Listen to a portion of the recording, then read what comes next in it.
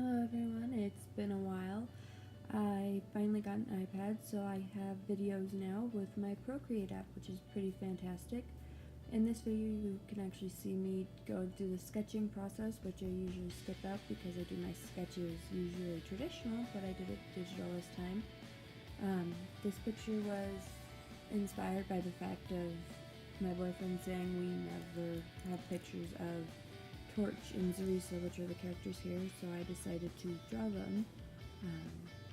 So I went on Pinterest, I found YCH or like draw your OTP pose, and I just decided that was the pose I wanted to do these characters in, and so I started sketching it and working it out.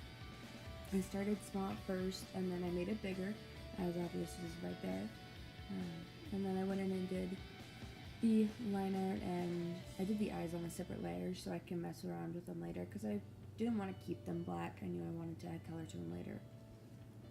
But that's what I did. When I first started doing the line art, I did Zariza the dragon on her own layer for line art, and Torch the fox on another layer, and then the wings because they were a pain on their own separate layer. Then I merged them all together.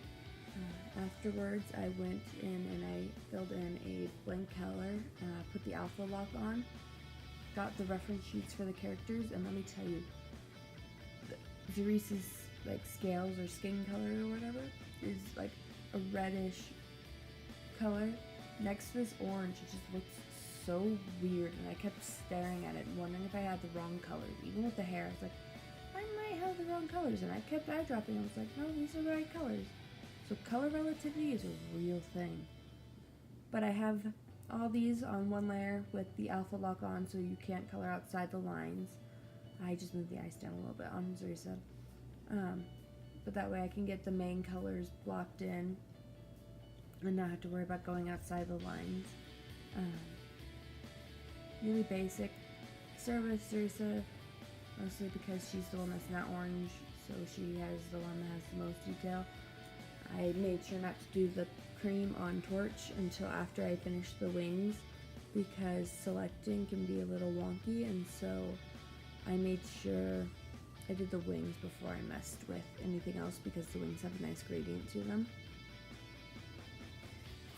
Here I am going and adding the stripes and patterns to Zariza, which you can see in her reference sheet, which I just got rid of.